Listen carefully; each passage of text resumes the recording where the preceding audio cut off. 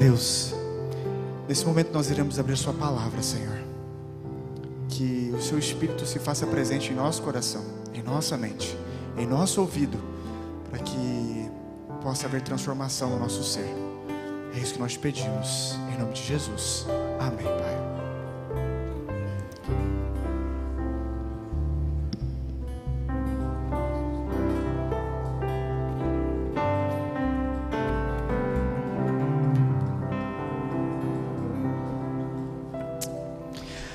Feliz sábado. É um prazer poder estar aqui com vocês, rever os rostinhos de vários amigos, de várias pessoas tão queridas que já fazia um bom tempo que nós não tínhamos a oportunidade de ver. E hoje, nesse dia tão especial, como o dia do Jovem Adventista, de poder estar aqui com você, comemorando esse dia e se preparando para a gente continuar fazendo o que Deus nos chamou para fazermos. E neste sábado, comemorando esse dia, nós queremos seguir aquilo que nossa divisão toda tem trabalhado nesse dia de hoje. E o tema do Dia Mundial do Jovem Adventista é o quê? Anuncie nas cidades. E eu não sei se você, assim como eu, gosta de cidades. Eu sou uma pessoa fascinada por alguns lugares, alguns sonhos de visitar algumas determinadas cidades, e que ainda não tive a oportunidade de ver. E quando a gente conversa sobre cidades, me vem à mente a primeira cidade que às vezes a gente pode alcançar. Mas eu não sei se você sabe que dentro da pregação do Evangelho nós temos alguns lugares onde isso é muito difícil de ser feito. O primeiro lugar que é muito difícil de pregar o Evangelho se chama o quê? Você sabe o nome desse desenho aqui? Janela 1040. Na Janela das 40, existe mais ou menos 26,8 milhões de pessoas que acreditam na fé muçulmana. E aqui é um lugar muito difícil de ser alcançado. Existe também as grandes cidades.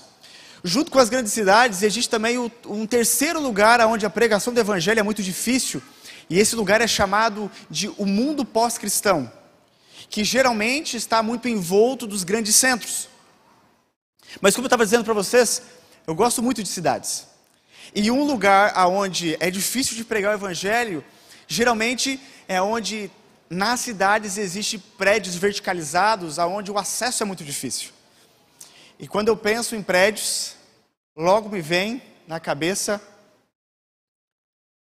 a cidade com o maior prédio do mundo, Dubai. Esse prédio, se chama Burj Khalifa, ele tem 828 metros de altura. Quem aqui tem medo de altura? Acho que não dava conta nem de chegar no segundo andar. Dentro desse prédio, existem 24 mil janelas. Existem 148 andares que são habitáveis. E ali existem 57 elevadores, que eles têm a velocidade de 10 metros por segundo. São os elevadores mais rápidos do mundo. Junto deste complexo de prédios aqui que você está vendo, aqui do ladinho de baixo, assim, no lado direito aqui, existe um outro lugar que é muito interessante, que é chamado de Dubai Hall, que é o maior shopping do mundo. No Dubai Hall existem mais ou menos aí 1.200 lojas para você falir. Entende? É um lugar onde você não pode visitar sem ter literalmente feito um financiamento. Ali existem mais de 1,1 milhões de mil metros quadrados. Desculpa, milhões não, 1.000 metros quadrados. Existem 800, ali passam 800 milhões de visitantes por ano. E ali existe o maior aquário indoor do mundo. São 10 milhões de litros de água e contém 33 mil espécies de peixes. Dentro desse shopping. Isso tudo dentro de uma cidade. Também em Dubai existe, hoje famosamente conhecido como o único hotel 7 estrelas do mundo. Neste hotel existem acomodações e o lugar mais pequeno ali de dentro tem 170 metros quadrados. É o apartamento mais pequeno ali desse hotel. E o apartamento mais grande, que você pode ali ficar por uma bagatela mais ou menos de uns 65 mil reais por dia, você teria aí 780 metros quadrados para poder desfrutar numa noite. Esse é o chamado Burj Al Arab, muito chique. O interior desse hotel ele é folhado de ouro 22 quilates, basicamente nas suas melhores decorações. Mas uma outra cidade que também me encanta muito é essa cidade aqui. Conhece qual é essa cidade? Aqui é Tóquio. Tóquio, foi enganado, né? Enganaram vocês, mas não é Paris não. Parece ali, mas é Tóquio, a maior região metropolitana do mundo. Nós temos ali 37 milhões de habitantes vivendo nessa região. E ali nós temos o cruzamento mais movimentado do mundo. Nesse cruzamento, nos momentos de pico, cruzam essas ruas mais de 3 mil pessoas simultaneamente. E durante o dia, as estimativas dizem que passam por ali cerca de 500 mil pessoas. É basicamente durante o dia Maringá passando por esse cruzamento de uma vez durante um dia só. E aqui existe um grande desafio. Porque as pessoas aqui, elas na sua mentalidade compreendem que não precisam de nada. Lugares como esse, onde o dinheiro é coisa normal. Mas essas pessoas necessitam, como nós e como todas as outras, de receberem a mensagem do Evangelho. E você, jovem, é convidado a levar a mensagem para essas pessoas. E quando eu estou pensando em cidades, me vem à mente um personagem bíblico que teve essa responsabilidade. A responsabilidade de anunciar, de pregar, de advertir uma cidade que estava passando por um grande problema. E eu gostaria que você pegasse sua Bíblia e abrisse ela comigo no livro de Jonas. No livro de Jonas. Jonas está ali entre Gênesis e Apocalipse. Você pode achar facilmente. Se você não conseguir, existe um negócio chamado índice na sua Bíblia. Você pode pesquisar lá e achar a página. Mas ali no meio dos profetas menores, você vai encontrar o livro de Jonas. E para que a gente possa anunciar, é necessário que nós cuidemos de 3 direções na nossa vida. E a primeira direção que eu gostaria que você se atentasse é essa aqui.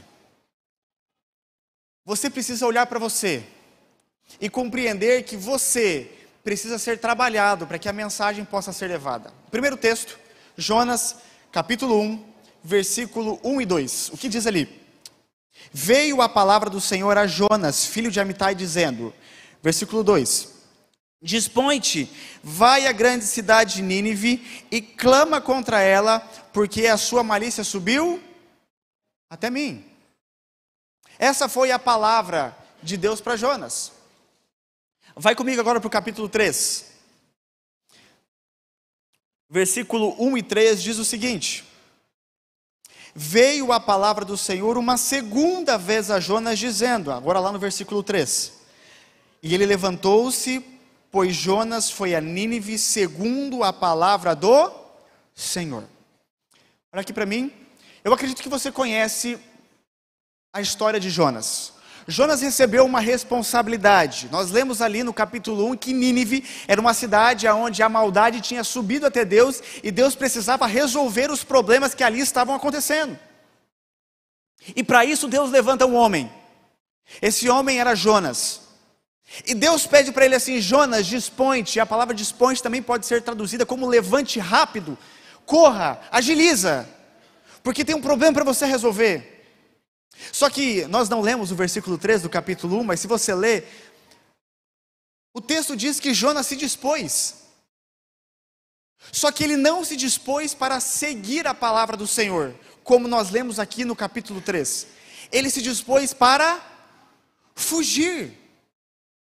E aqui nós temos algo importante para aprendermos. Você, jovem, você, membro da igreja, você que conhece a mensagem.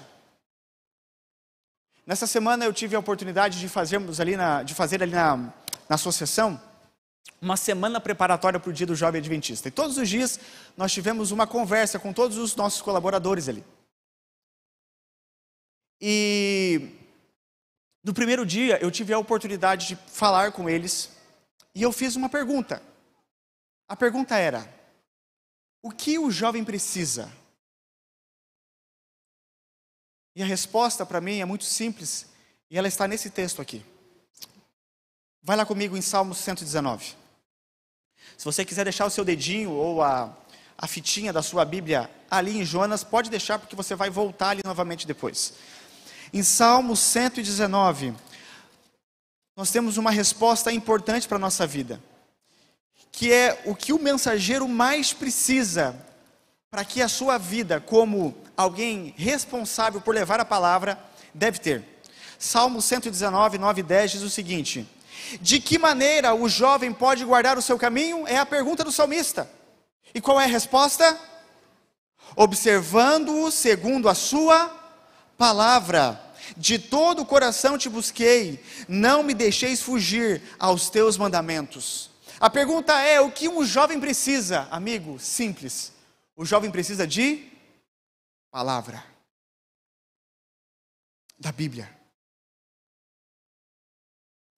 E, infelizmente, em algum momento da nossa igreja, nós achamos que os nossos jovens precisavam de entretenimento. E nós levamos os nossos programas de jovens como meramente entretenimento. E o que aconteceu com os programas de jovens? Faliram.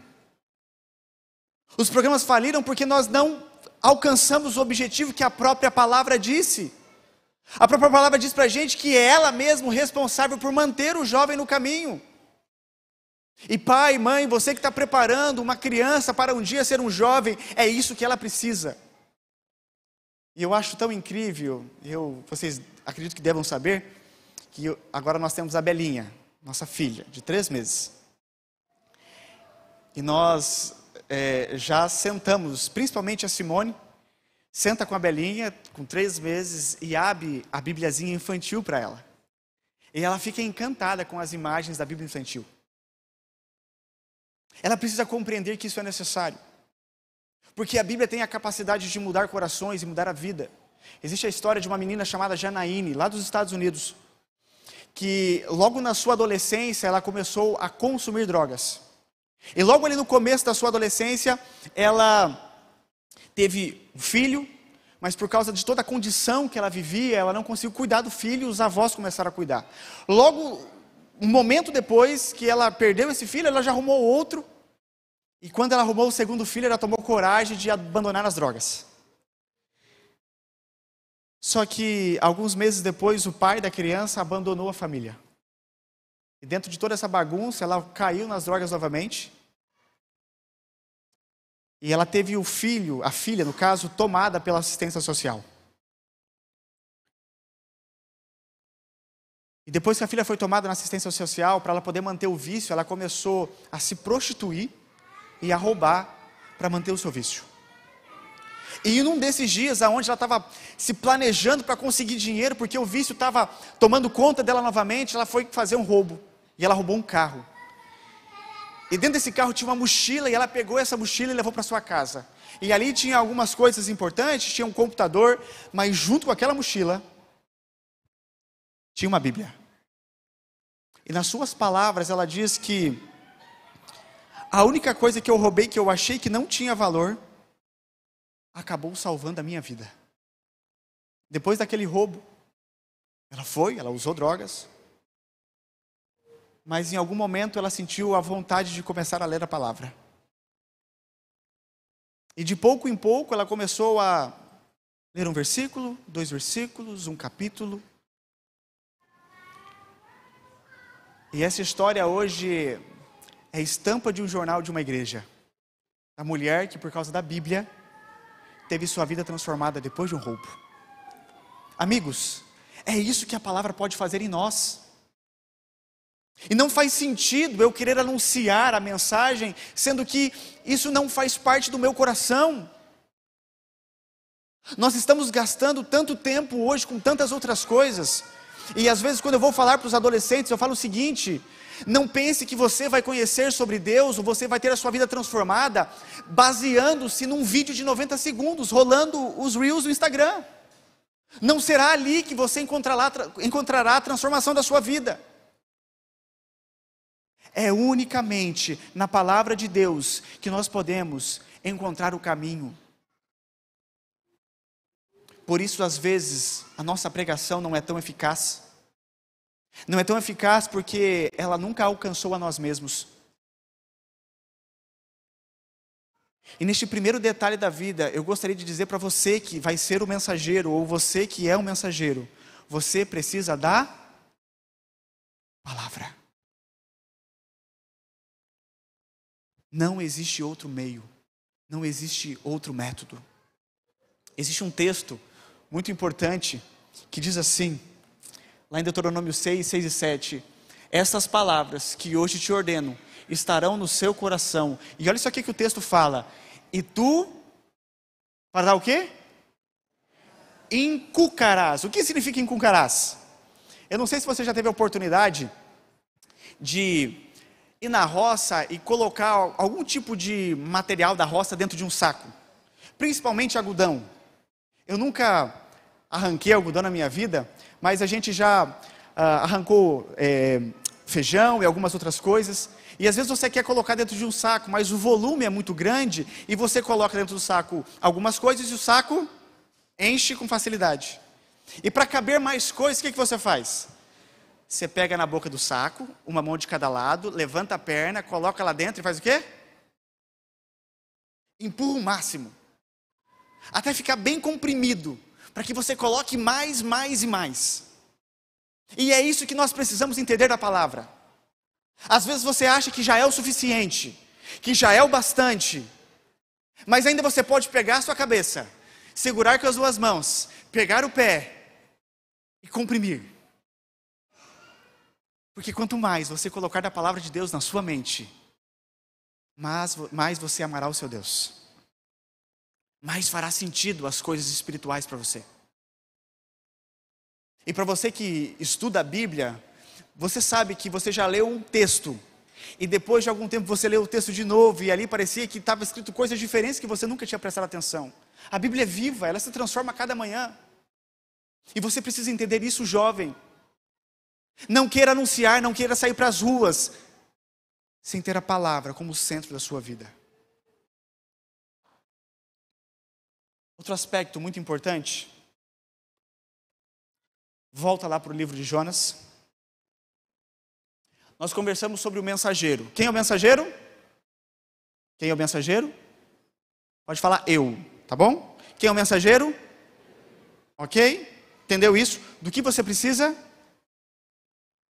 Palavra. Vamos responder essas perguntas assim com vontade, para você não se esquecer disso. Quem é o mensageiro? O que você precisa? Ok. Mas você, que é o mensageiro, que tem a palavra, você terá que ir até alguém. E esse alguém é o receptor. É aquele que ouvirá de você o que você aprendeu na palavra. Que entrará em contato com você no processo de anunciar a mensagem de Deus. Jonas 1, versículo 2 novamente. Volta lá. Versículo 2 diz assim: dispõe-te, vai à grande cidade de Nínive e clama contra ela, porque a sua o quê? Malícia.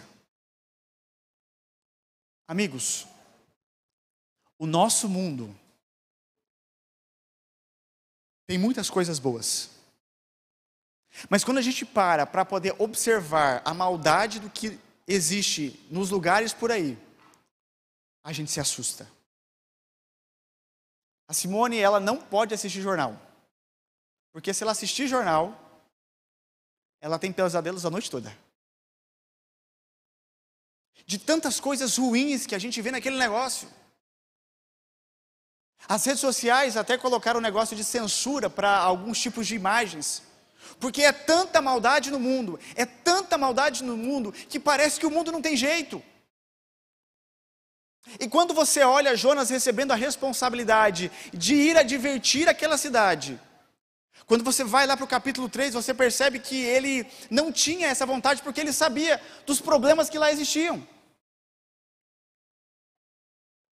E às vezes a gente olha para o mundo e a gente acha que eles não são merecedores. E amigos, são os lugares com maior maldade que a graça de Deus precisa habitar. Nós moramos hoje em uma cidade diferenciada. Existem outras cidades por aí que o perigo e os problemas são assustadores. Nós fomos de férias, e eu não sei se tem algum carioca aqui, mas eu vou usar da fama da cidade do Rio de Janeiro. E eu sou um amante do Rio, eu gosto muito, eu acho uma cidade espetacular. Para mim, eu iria lá pelo menos uma vez por ano. Mas minha esposa, tenho medo. Eu falei assim, então, meu bem, a gente pode ir, vai dar tudo certo. E agora a gente foi no ano passado de férias para lá, e às vezes eu arrumo uns negócios meio malucos para minha família, sabe? E a gente ficou num lugar que era um hotel, mas o hotel que a gente ficou não era no hotel que a gente ia ficar. Você conseguiu entender? Assim, o hotel era aqui, a gente vinha, pegava a chave, aí a gente saía do hotel, rodava a esquina, andava uma quadra e entrava num outro prédio. E aí, para a gente poder tomar café, a gente tinha que sair do outro prédio, rodar a esquina e entrar no hotel de novo. E a Simone, todas as vezes antes de sair, eu colocava a cabecinha para fora, dava aquela olhadinha assim, será que eu vou ou será que eu não vou? Olhava, aí eu falei assim, meu bem, vai, pode ir. E a gente partia. Ela morria de medo. E para poder ajudar um pouco, assim, meu bem, a gente precisa ir para o shopping no sábado à noite. O shopping dá 1 quilômetro, vamos de a pé? E a gente foi de a pé. É porque, assim, você deve estar pensando, que cara maluco.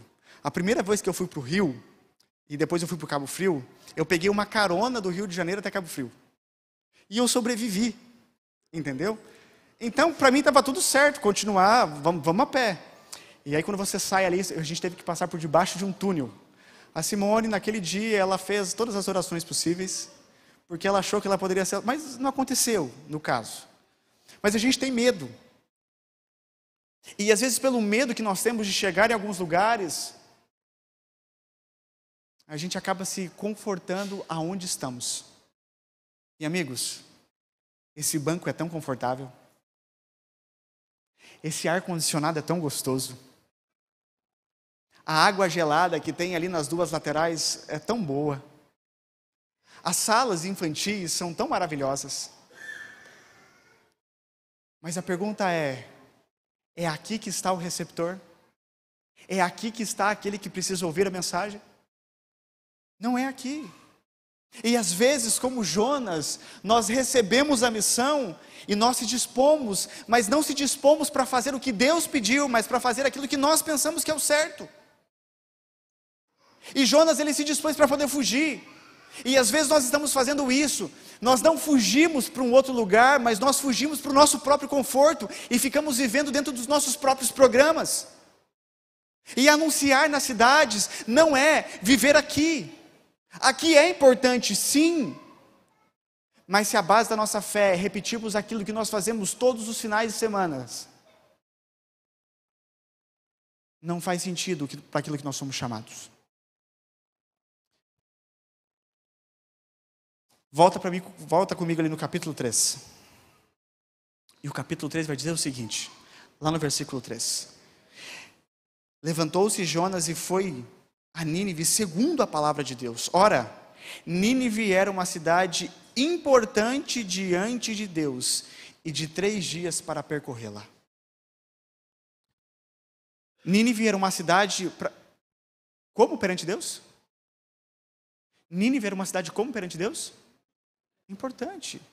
Mas não era a cidade em si, não eram os prédios que ali tinha, não era o grande muro que ali tinha.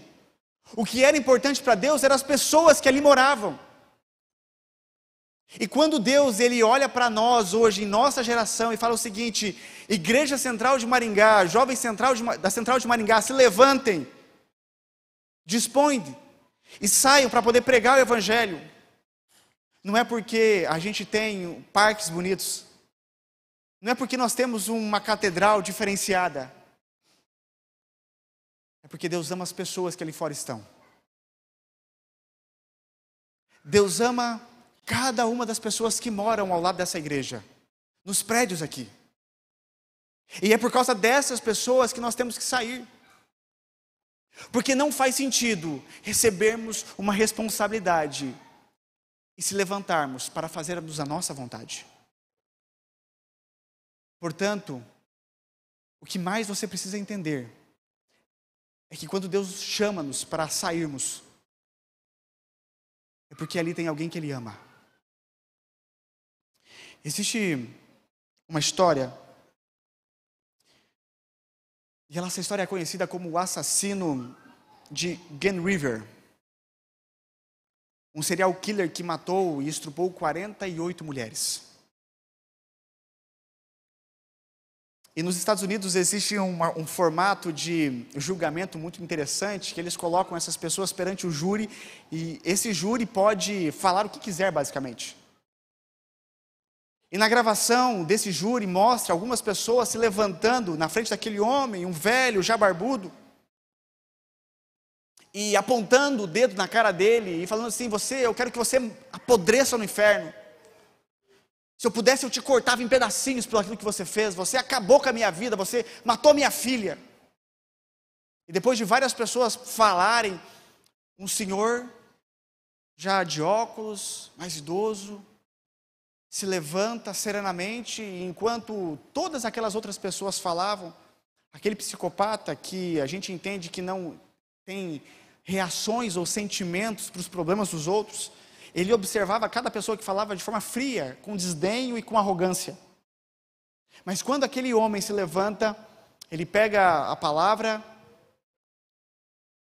e ele começa a dizer assim: as pessoas aqui te odeiam, mas eu não te odeio. Você dificultou para mim fazer aquilo que o meu mestre me ordenou a fazer.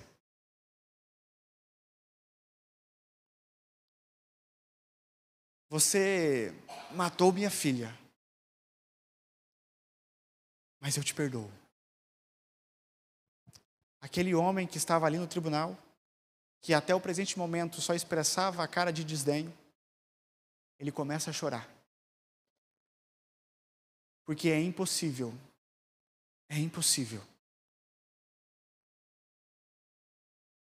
vivermos de forma banalizada quando nos encontramos com a graça de Deus. As pessoas lá fora precisam conhecer a graça de Deus. O texto, aquilo que nós precisamos levar é a mensagem para as pessoas. E quando a gente olha para a mensagem, eu não vou ler o texto aqui com você, porque o nosso tempo já está curto. Mas quando você lê do versículo 4 até o versículo 9, você vai perceber qual foi a reação das pessoas ao se depararem com a palavra de Deus, com a informação do que eles passariam.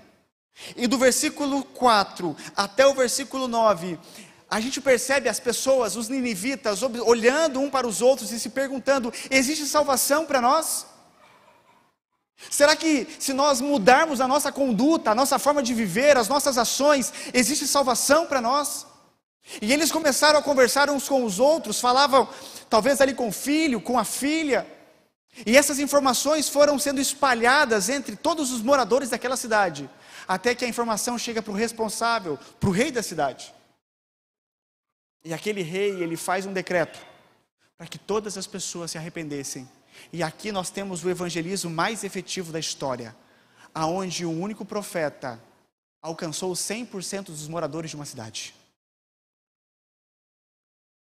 Amigos, essa é a mensagem que nós podemos levar. Na graça de Jesus nós encontramos a promessa de renovação eterna, aonde o fim se torna um novo começo. E a cada confissão, um passo para a redenção.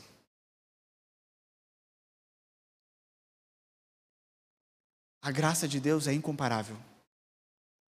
E as pessoas precisam ouvir sobre essa graça. E talvez você já tenha pregado tanto,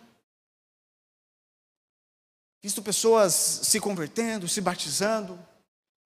E eu também não vou ler esses últimos textos aqui com vocês. Mas aqui, quando Nínive está totalmente renovada, os problemas foram resolvidos, as pessoas se confessaram. Jonas, ele olha para Deus e fala para Deus o seguinte: Deus, eu quero morrer. Eu quero que a minha vida chegue ao fim. Jonas tinha arrumado vários problemas para com Deus, desculpas de alguns motivos que ele tinha arrumado ali para ele não levar a pregação da mensagem adiante. Mas, amigos, uma das coisas mais difíceis para a nossa vida, que estão descritas nesses últimos versículos do livro de Jonas, é a bendita da perseverança.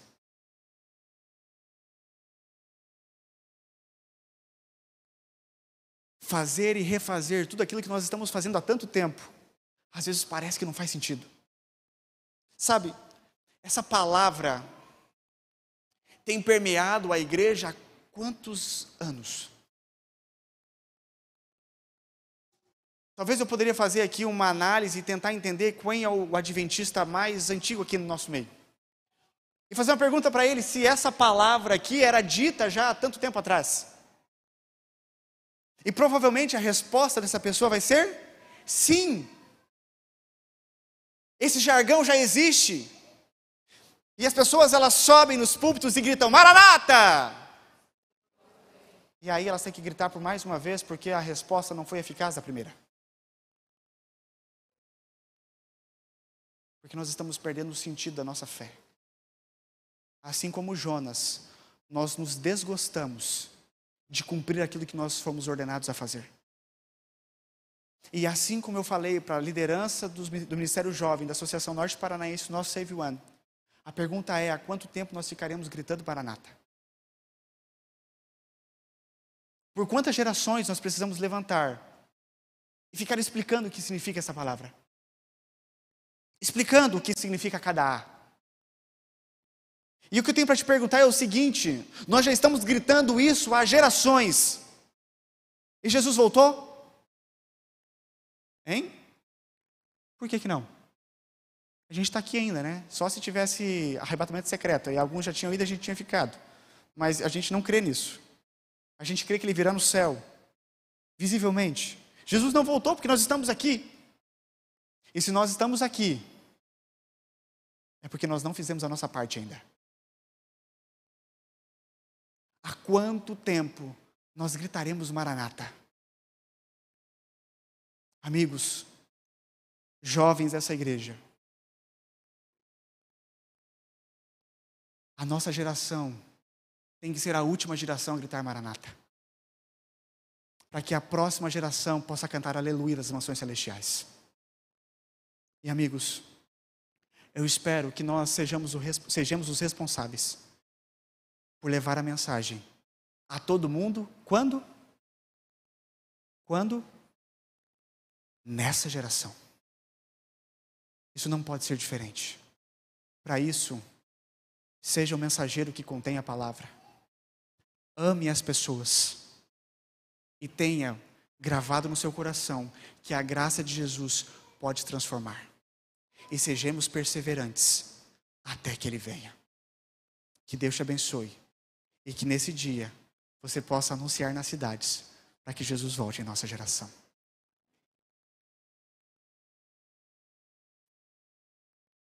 Eu gostaria que você fechasse seus olhos e pudesse orar comigo.